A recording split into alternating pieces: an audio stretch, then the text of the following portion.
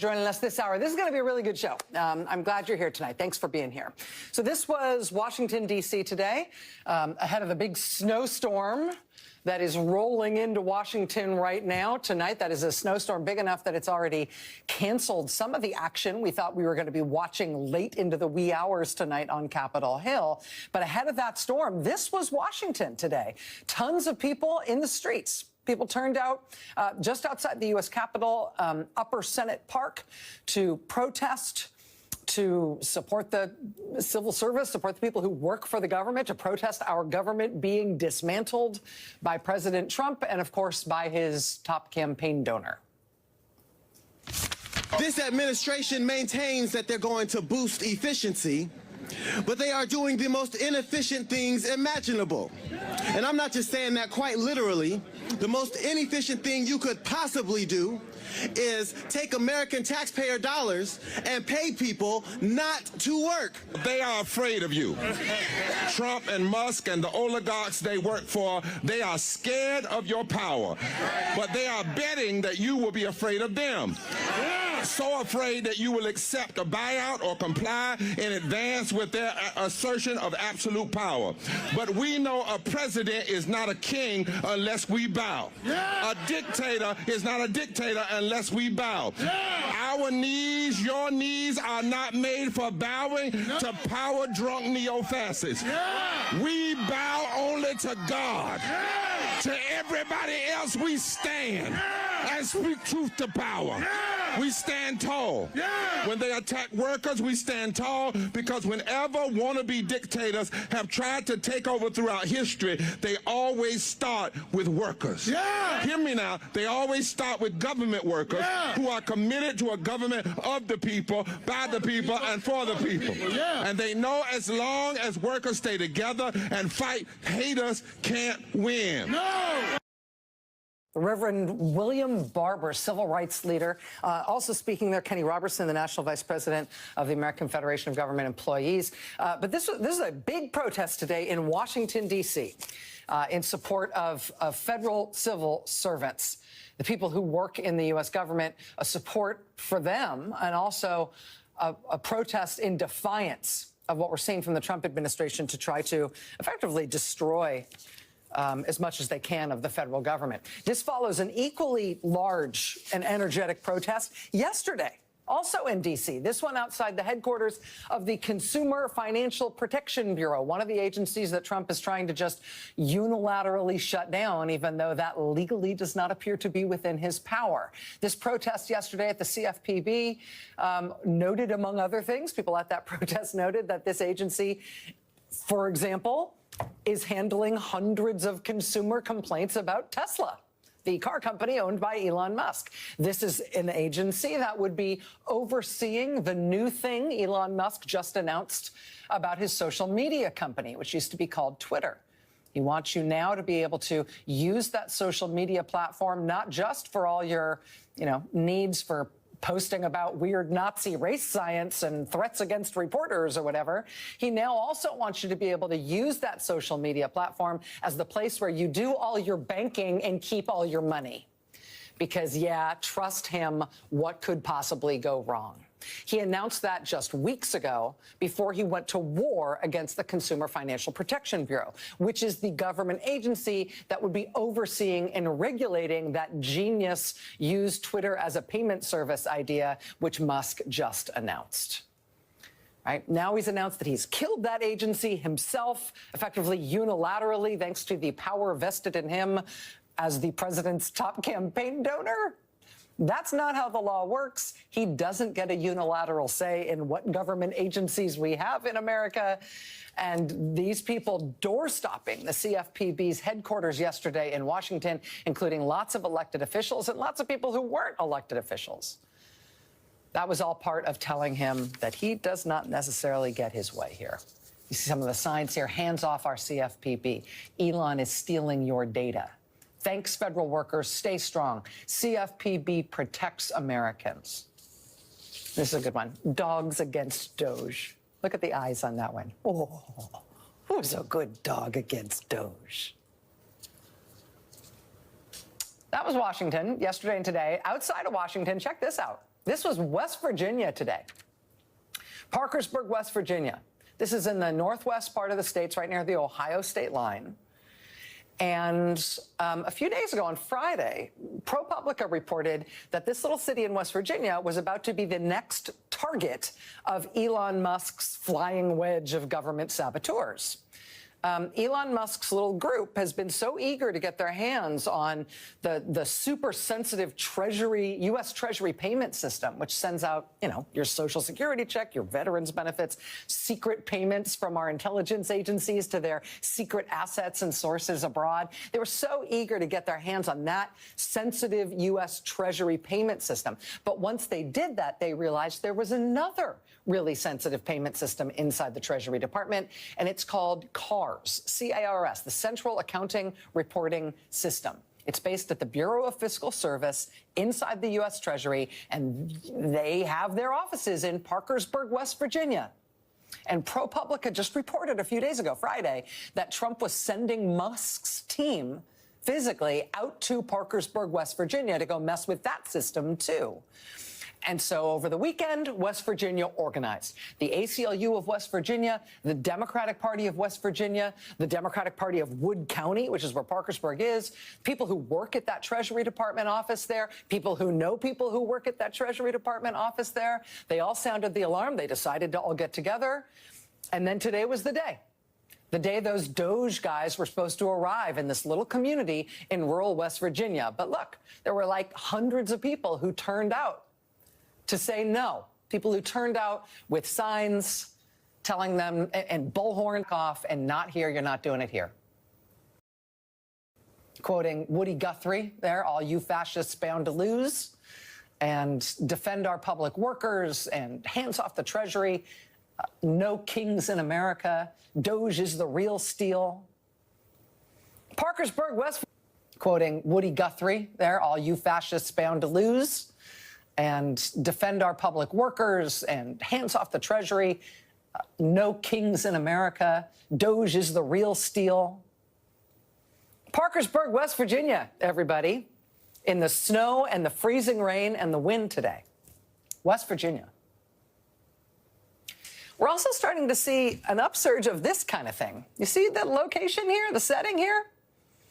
We're starting to see an upsurge in protests targeting Tesla dealerships, Tesla charging stations, just as sort of the corporate representation of Elon Musk since he owns Tesla.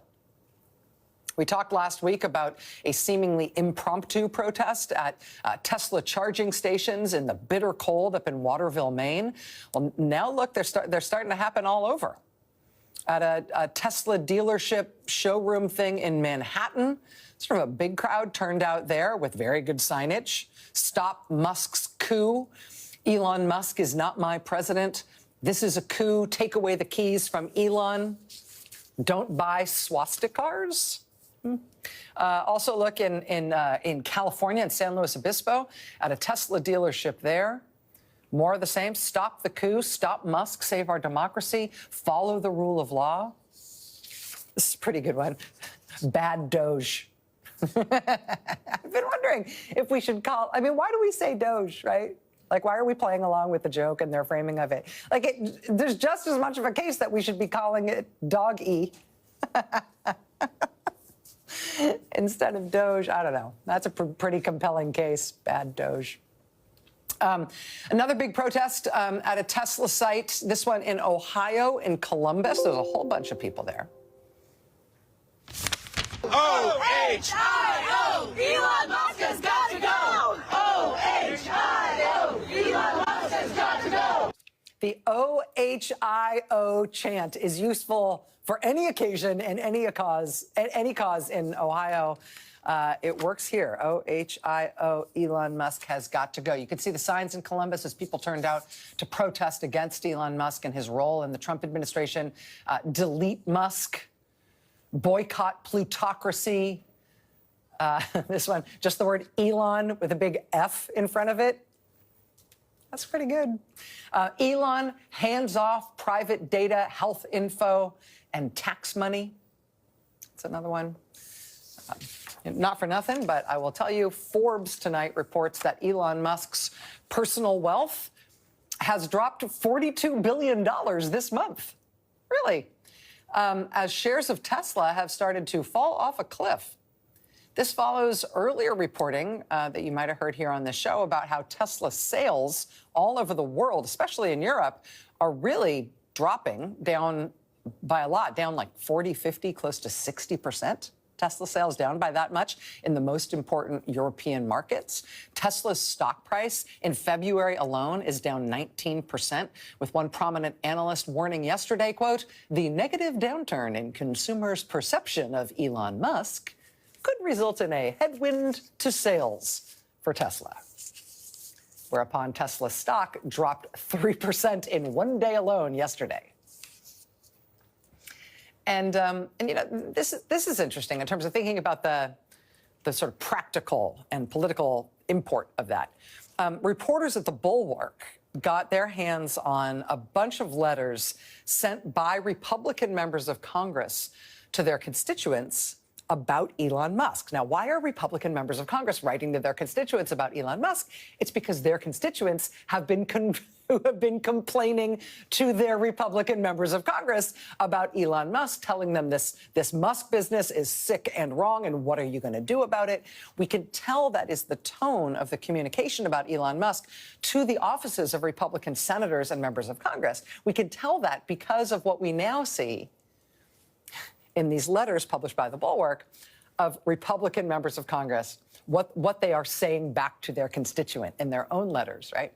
Letters that they probably do not want read out loud on national news. So let's do it, right? Okay. Senator John Curtis, Republican from Utah. Dear Redacted, thank you for reaching out to share your thoughts on the Department of Government Efficiency and Elon Musk's role in the new administration.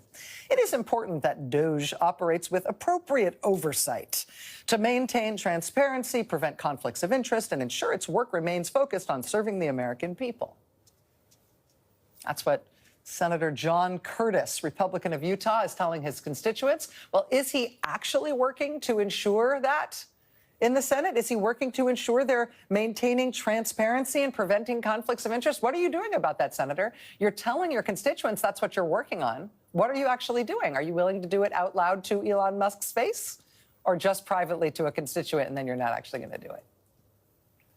Congressman Mike Flood, Republican of Nebraska. Here's another. Thank you for reaching out to my office regarding Mr. Elon Musk's efforts in the Department of Government Efficiency. Please know you're not the only one who has expressed concern, and I want you to know I hear you. The Treasury Secretary told me to my face that Mr. Musk absolutely does not have full access to the federal payment system. Although this process is stressful, I want you to know that I take my responsibility under the Constitution very seriously. Article 1 of our U.S. Constitution gives members of Congress the power of the purse to decide and direct spending following a successfully passed budget signed by the president. I intend to protect Nebraskans, says Congressman Mike Flood. I intend to protect Nebraskans and appreciate the fact that you feel the same. He assures his constituent that he's writing to, quote, Secretary Bissett has confirmed to me that Mr. Musk has read-only access to the data containing the information about where U.S. government payments have been made. Congressman Mike Flood of Nebraska might want to check with the most recent court filing in the case that's trying to stop Musk from what he's doing at the Treasury. Because in the government's filings in that case today, they admit it isn't read-only access. It's full access. It's read and write access. And oops, guess they told you wrong. You going to make that up to your constituent who you calmly assured that everything was fine because you got told to your face it was read-only access? You going to correct that? Here, too, is Congressman Daniel Webster, Republican of Florida, assuring his constituents along the same lines. Quote, my staff reached out to the White House to clarify the work Musk and the engineers on the DOGE task force are doing. Members of the DOGE team are being vetted. Oh, are they? Are they? Are they? Members of the DOGE team are being vetted to ensure qualifications are met. And then monitored by Treasury officials throughout their work. Treasury Secretary Scott Bessent granted the Doge team access to the Treasury's payment system in a read-only capacity. Did he, though, Congressman? You're banking on that. You're telling this to your constituents, Congressman Daniel Webster. But here is the government's filing in the Treasury case today. Quote, on the morning of February 6th, so Thursday, it was discovered that Mr. Elez's database access to the Treasury payment system had been configured with read-write permissions. That's not read-only, it's read-write. It's the exact thing you've been telling your constituents they're not doing. Turns out they're doing it. All these members of Congress are assuring their apparently quite angry, quite insistent constituents that none of that happened, definitely didn't happen. We got assurances. It happened. Here's Republican Senator Deb Fischer writing to her constituents in Nebraska. Thank you for sharing your concerns with me. I understand that the Treasury Department's payment system contains extremely sensitive and confidential data. It is critical for the Treasury Department to maintain its strict procedures to ensure that this data is protected. And what does Senator Fischer think are those strict procedures? Well, as she assures her constituent, quote, they have access to read-only data from the department's payment system. But that's not true, at the government's own admission. And Senator Deb Fischer is not only telling her constituents, hey, calm down here, it's read-only. She's assuring her constituents that she is on this. She is all over it. Quote, please be assured I will continue to closely monitor this situation in the days and weeks ahead. Will you? I don't know how closely Senator Deb Fischer is monitoring it, but what she's telling her constituents is happening to reassure them, to talk them down, tell them stop freaking out, is not actually what's happening. You going to send follow-up letters? Are you going to be closely monitoring this situation? Ensuring that the Treasury Department maintains its strict procedures because of this extremely sensitive and confidential data that you understand the importance of protecting? Even if you don't understand that maybe you shouldn't believe them when they give you false assurances about what they're doing with it? Honestly, the most important thing here in this news might be that all these Republican senators and all these Republican members of Congress right now feel compelled to write these letters, to come up with some kind of explanation to their constituents for what Trump is doing. And they feel compelled to do that because their constituents are inundating them with complaints and concerns about it. Because that's what's happening right now in the United States of America. The people are not having it. This weekend, 1,500 people turned out for a single protest Trump and Musk meeting at a church in downtown Santa Barbara. The organizers figured they had plenty of space. They knew they could fit 450 people inside. They thought that would be plenty. Well, they filled up the 450 seats in the church, and then another 1,000+ people showed up and filled the church courtyard, and then they filled the surrounding sidewalks. In Columbus, Ohio, where I just showed you those images from the big protest at the Tesla dealer in Columbus, Ohio, they too had what they thought was going to be a normal indivisible meeting this weekend. They filled the church that they had booked for that meeting wall to wall, and then they stuffed the overflow as well. Columbus, Ohio. Stuff's happening. And the pushback is real, and it is in places you might not expect it. And as always, it is getting results. Can't win if you don't play. And sometimes the pushback gets big results, sometimes it gets small results, but it always gets something. Today, for example, the National Park Service has caved. They've had to partially pull back on their Trump hiring freeze. Democratic senators and Democratic members of Congress screamed bloody murder about the fact that the Park Service having this hiring freeze meant, among other things, that the country's national parks were not going to be able to open this summer. Because the hiring freeze meant that the Park Service wasn't going to be able to hire the thousands and thousands and thousands of seasonal workers they have to hire every year in order to fricking run the parks. Oops. Now, this is only a partial rollback of that hiring freeze for the national parks, but it is a rollback. And it is in response to the hue and cry and people screaming bloody murder about it. Today, I should mention, was also another totally solid day in terms of Trump being stopped and tripped up in the courts. Now, I mentioned this Treasury case where we now have in black and white the Trump administration admitting in print that, yeah, they did give full read and write access to Elon Musk's little band of teen marauders when they accessed the most sensitive major payment system in the whole U.S. government at the U.S. Treasury. Their Treasury payment system access has now been blocked by a federal court twice. The Trump administration, importantly, has appealed that, and I can tell you tonight they have lost that appeal. Again, that's on access to the Treasury payment system. Today, a federal court also ordered the Trump administration to restore scientific data they took down off of websites at the CDC and the FDA. Also on the resign or else emails that they've been sending threatening all federal employees.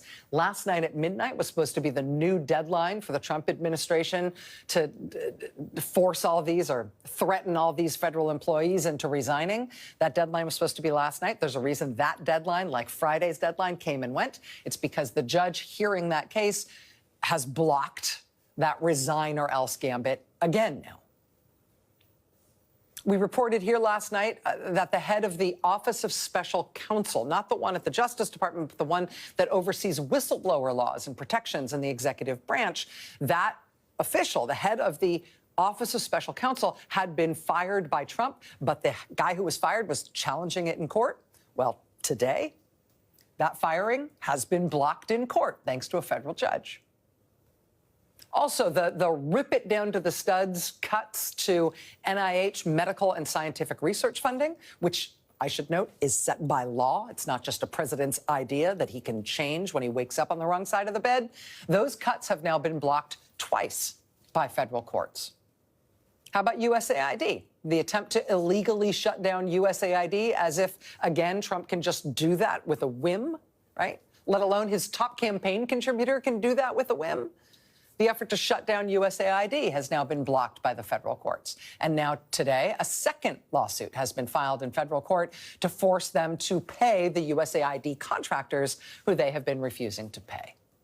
How about that overall federal funding halt that's been blocked by the courts as well? We've been reporting that the courts then had to rule against the Trump administration again after the Trump administration chose to defy the first order in that case. Well, now a federal appeals court has upheld those lower courts and told the Trump administration in no uncertain terms they must restore that funding. They are not allowed to freeze that funding, and they are not allowed to defy the courts when the courts tell them they can't do it.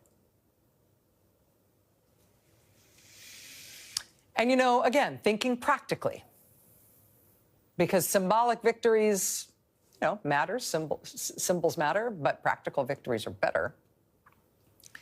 And in terms of thinking about how all these things work together, just let's take us a little bit of a case study, the Department of Education. You might remember, in terms of protests in Washington, you might remember last week, very dramatic day, at the headquarters of the Department of Education. Democratic members of Congress and senators raced down to the Department of Education to stop the Trump administration's plans to try to potentially close it down on the fly, to get into all its sensitive computer systems. Weird, supposedly like self-proclaimed security guards not wearing uniforms physically blocked members of Congress from getting in there. Well, that was last week. Democratic members of Congress are now threatening that if Republicans go ahead with plans to try to unilaterally and illegally shut down the Education Department, Democrats in Congress will refuse to help Republicans do absolutely anything in Congress. And that might sound like a sort of wan threat. That might sound like no big deal. But Republicans have such a tiny majority in the House, they need Democratic help to do pretty much anything.